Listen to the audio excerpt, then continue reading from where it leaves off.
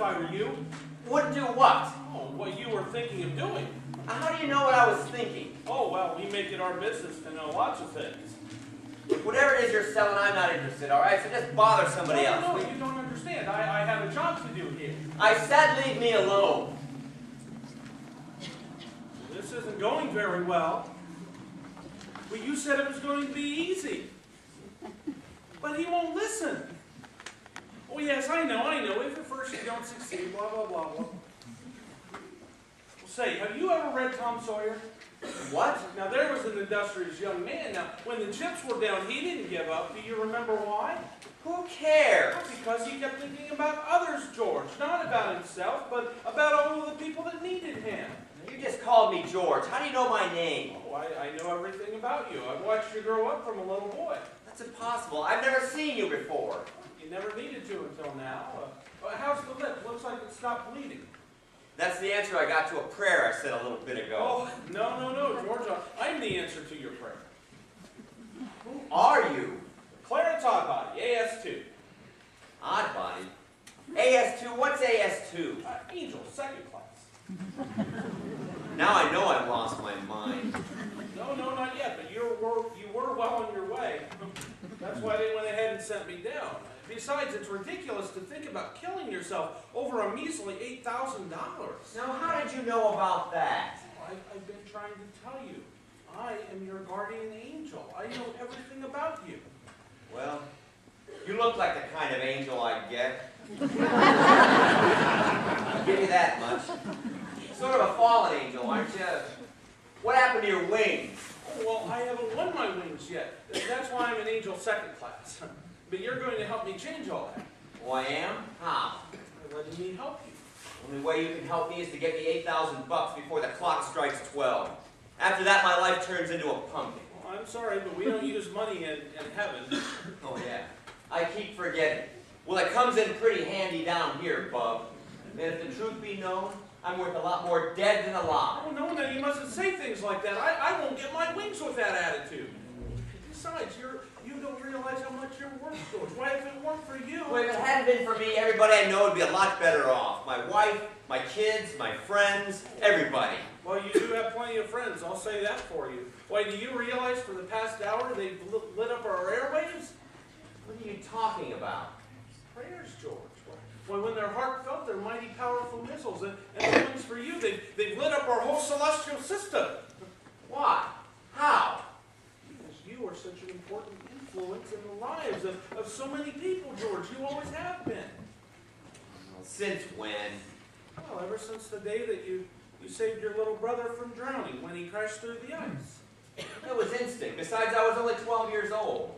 No, George. There were plenty of boys there that day. Some of them older and much better swimmers, and none of them nodded to their instincts. Only you did. Yeah, but he was my brother. I know.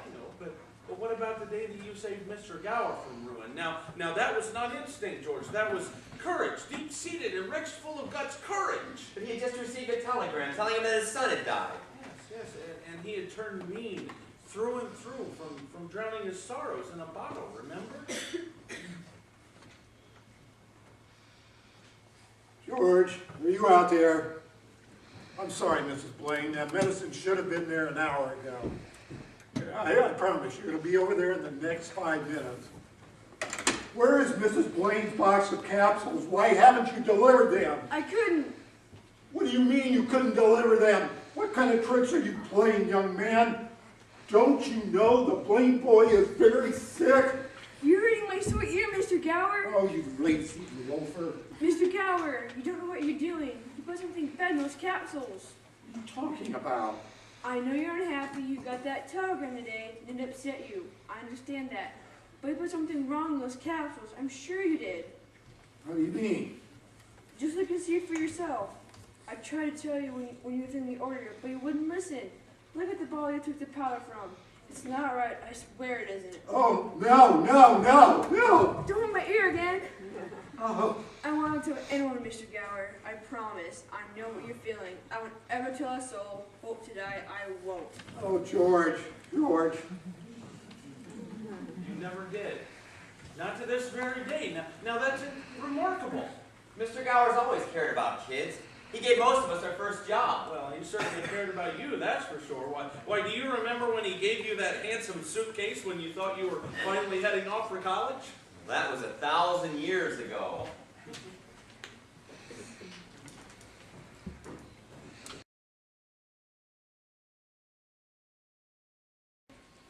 Hey, George, after you graduate, you wouldn't want to come back to the building alone, would you?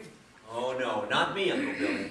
I'm sorry, but the thought of spending the rest of my life all cooped up in a shabby little office?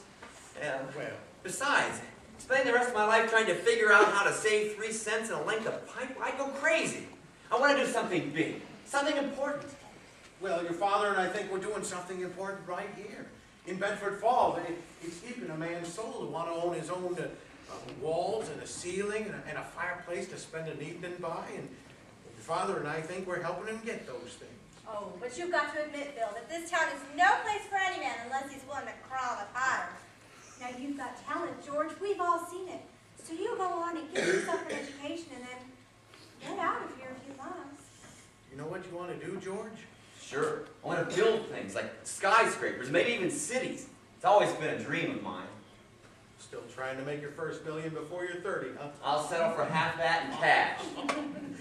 Well, your Aunt Tilly and I are sure gonna miss you. Oh, and I'm sure gonna miss you too, that's for certain. Hey, Uncle Billy, you mind taking this into the house for me? I think I'm gonna walk over to the high school and drop in on Harry's dance. Have fun, son.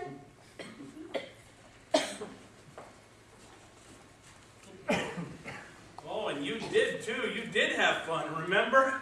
Oh, that's the night that you met Mary Hatch. Well, of course you had known her your whole life. She grew up 3 or 4 years right behind you and was always there somewhere in the background, tagging along.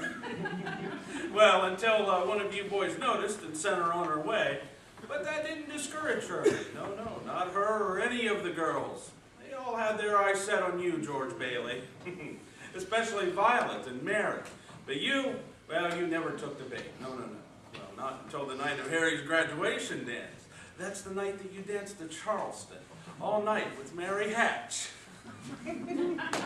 Well, that is until someone tripped the lock on the moving gym room floor and everyone fell or jumped into the swimming pool.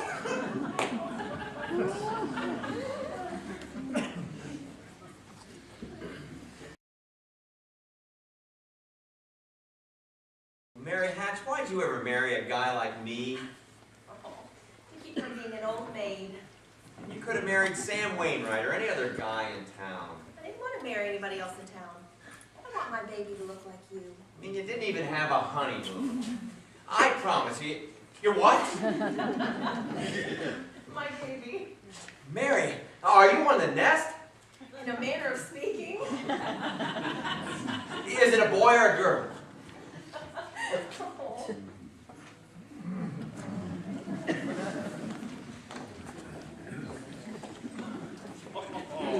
Oh, you were on top of the world then, George Bailey. You couldn't have been happier.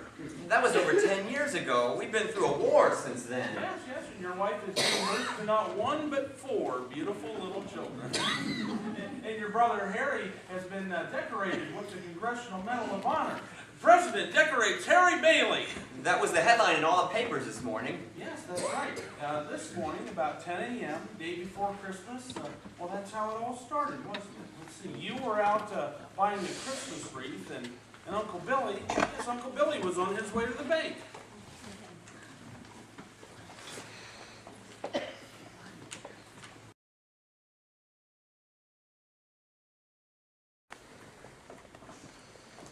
Mr. Potter, I'm in trouble and I need your help. There's some sort of accident, my company's short in their accounts. The bank examiner's up there and I need to raise $8,000 immediately. Oh, so that's what the reporters wanted to talk to you about. Reporters? Yes, they called me up from your building and loan. Oh, there's a man over there from the DA's office, too. He's looking for you. Mr. Potter, won't you help me, please? Can't you see what it means to my family? I'll pay you any sort of bonus on the loan, any sort of interest. If you still want the building and George, loan... could it possibly be there's a slight discrepancy in the books? No. There's no discrepancy in the books. I just lost $8,000. I can't find it anywhere. You lost $8,000. Yes, sir? Well, have you notified the police? No, sir, I didn't want the publicity. Harry's homecoming tomorrow, and... Yeah, they're going to believe that one. What have you been doing, George? Playing the market with the company's money? No, nothing like that. Well, what is it then? A woman? You know, it's all over town that you've been giving money to Violet Peterson. What? Well, not that it makes any difference to me, but why did you come to me? Why don't you go to Sam Wainwright and ask him for the money? I can't get a hold of him. He's in Europe. Well, what about all your other friends? They don't have that kind of money, Mr. Potter. You know that. You're the only one in town who can help. Oh, I see. I've suddenly become quite important. Well, what kind of security would I have, George? Have you any stocks? No, sir. Bonds? Real estate? Well, collateral of any kind. I've got a $15,000 life insurance policy. I see, Well, yeah. How much is your equity in it? $500. Look at you. You used to be so cocky. You were going to go out and conquer the world. You once called me a warped, frustrated old man. What are you but a warped, frustrated young man? A miserable little clerk crawling in here on his hands and knees and begging for help? No security, no stocks, no bonds, nothing but a miserable little $500 equity in a life insurance policy. You're worth more dead than alive. Hey, why don't you go to that riffraff you love so much and ask them to let you have $8,000? You know why? Because they'd run you out of town on a rail. But I'll tell you what I'm going to do for you, George. Since the state examiner is still here, as a stockholder of Building and Loan, I'm going to swear out a warrant for your arrest. Misappropriation of funds, manipulation, malfeasance. All right, George, go ahead. You can't hide in a little town like this. Oh, God. God, you've got to help me out here. God rest ye merry gentlemen, let nothing you dismay. Remember Christ our Savior was born on Christmas Day to save us all from Satan's power when we were gone astray. Oh, tidings of comfort and joy, comfort and joy. Oh, tidings of comfort and joy. George Bailey, is that you? Come on and join us. Not tonight, Mr. Martini. Wait a minute here. Did he just call you George Bailey? Yes, that's right. This is Mr. George Bailey, brother of the young man who had just received the Congressional Medal of Honor. Well, you... The next time you talk to my wife that way, you're going to get worse. She cried for an hour. We didn't even go out with us tonight. That's enough, Mr. Welch. That's enough. It's not enough. She slaves all day teaching your stupid kids how to read and write. What you got to go ball around for? Come on, Mr. Welch. Oh, help it. I'm going home. Come on, everybody, it's Christmas Eve. We're supposed to be spreading Christmas cheer. Yes, aren't we going to sing some more? God rest ye merry gentlemen, let nothing Are you all right, you George? dismay. Yeah, sure. You want me to take you home? No, Artie. I'm waiting for somebody. You go on with your friends. Are you sure? Where's my life insurance policy? What? Ernie, are you coming? I'll be right there. Now go on, Ernie. Leave me alone, huh? Are you sure you're going to be all right, George? Yeah, I'll be fine, Ernie. Well then, Merry Christmas. Yeah. Merry Christmas. God, dear Father in heaven, if you're up there and you can hear me, I'm not a praying man. Please, God, show me the way. I'm at the end of my rope here. Show me the way. And that's where I came in. You mean you could hear my prayer all the way up there? Yes, yours and over a dozen others. You'd be surprised how many people are concerned about you. Not if they learned that I'd ruined their lives. No, you haven't ruined their lives, George. Besides, it wasn't your fault. I mean, I'm the president of the company. I'm the one to be held accountable. Ask Mr. Potter, he'll tell you. And you think that killing yourself will make all those people feel happier? I suppose it would have been better if I was never born at all. What did you say? I said I wish I'd never been born. No, you mustn't talk like that. You could... Oh, wait. Wait a minute. Hey, now, that's an idea. What do you think? Yeah, that might do it. All right. Well, you've got your wish. You've never been born. Well, now you don't need to make all that fuss about it.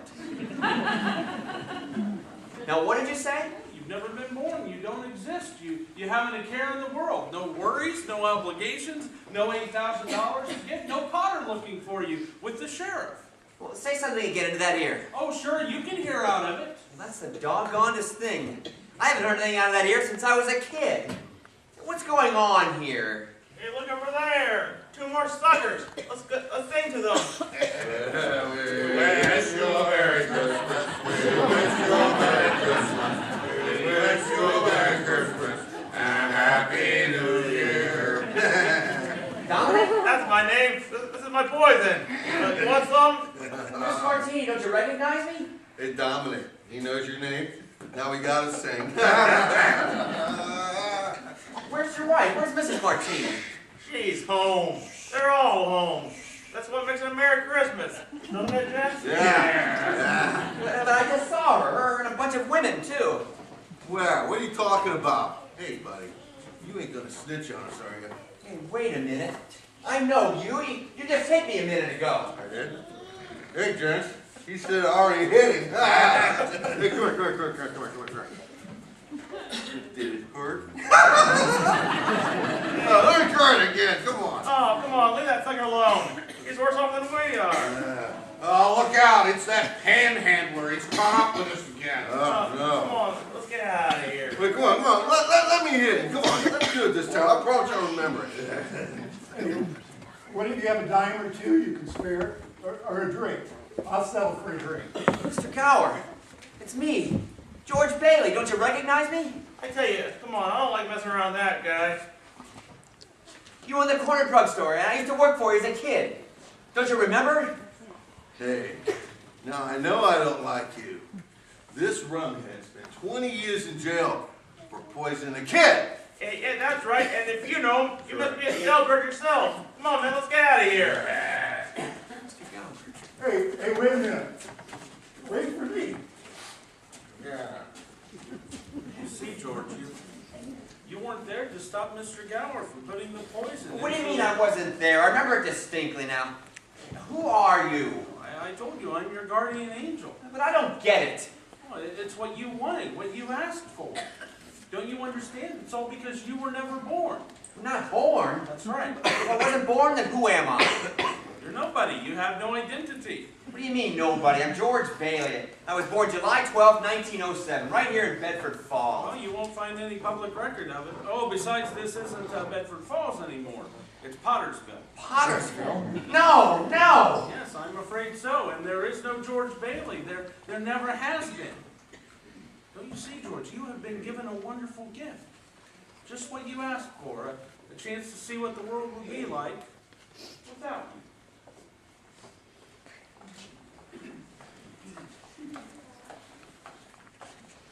Violet? That's what they call me. Oh, am I glad to see you. Well, I'm glad to see you too. New in town? Who gave you my name? I'm George. Of course you are, and if anyone asks, I've never seen or even heard of you before. But you have. We grew up together. I'm George Bailey. I don't think so good looking, but I sure wish we had. Violet, you've got to remember. Well, I've got all night. You want to tell me about it? Yeah. You're Violet Peterson. You were born 1911, and you graduated from high school right here at the local high school.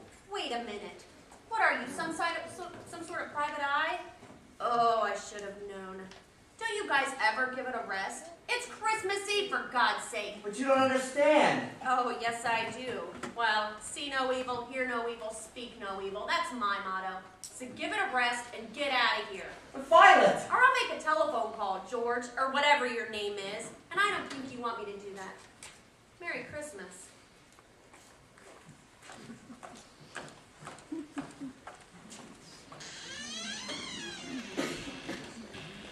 Boarding house? What's going on here? Well, what do you want? If you're looking for a room, there's no vacancy.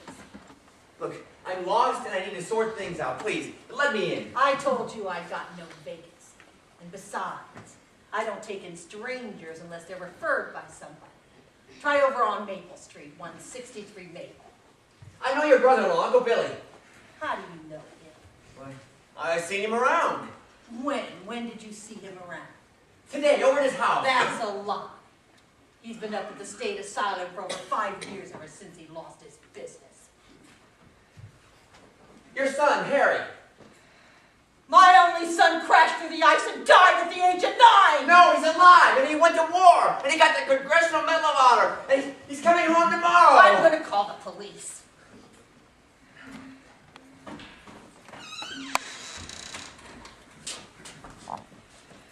Strange, isn't it, George? Each man's life touches the lives of so many other people around him, and when he's not there, he leaves it all alone, doesn't he? He saved the lives of every man in that transport. It was in all the papers. Every man on that transport died. Harry wasn't there to save them because you weren't there to save Harry. Don't you see, George? You really had a wonderful life. Don't you see what a mistake it would be to throw it all away? Clarence, Yes, George. where's Mary? Oh, well, I don't think that, If you know, then tell me. well, you're not going to like it, George. Where is she, Clarence? Is she alive? Yes, she's alive, but she never married. She's not the Mary you remember, George. Something happened. Mary? Oh, there has to be an easier way for me to get my wings. Mary! Who are you? What do you want? It's me. George, don't you recognize Get me? away from me, I'll scream. Mary, what happened to us? I don't know what you're talking about. It's me, George. Your husband, George. No, leave me alone, I'll scream. Don't touch me. Please, I can't stand anyone to touch me. I'll scream. Somebody help! Please, somebody help! Mary! Mary!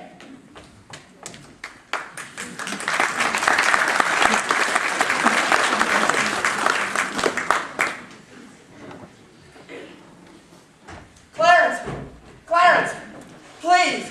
Please help me, Clarence! Get me back! I don't care what happens to me, only get me back to my wife and my kids.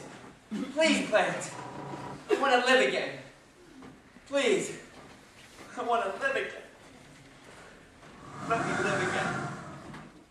Hey, George! George, are you all No, right? I didn't touch her, I swear!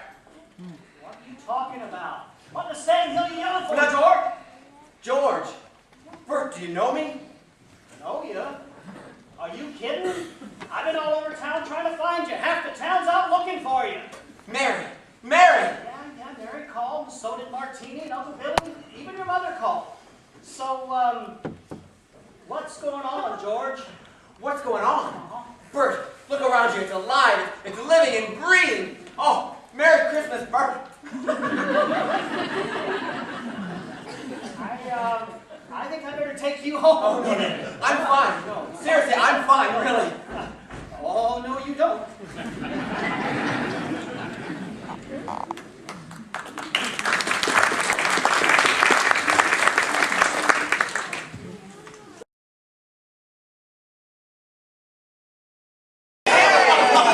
Oh, it's got here just in time. Oh, has anyone got any wine or champagne? I'd like to make a toast. Well, I'm going to make it anyway. My big brother George, the richest man in town. Oh, wait a minute, I almost forgot. Some crazy little old man handed me this at the airport. Made me promise to hand it to you personally. Tom Sawyer. Now, who would give you a beat-up copy of Tom Sawyer? Dear George, remember, no man is a failure who has friends. Thanks for the wings. Love, Clarence. A Christmas gift from a very dear friend of mine. Just like all of you. Merry Christmas, everybody. Merry Christmas, George. Listen, Daddy. What's that, Zuzu? Here's bell. Teacher says every time a bell rings, an angel gets his wings. That's right. That's right. Atta boy, Clarence.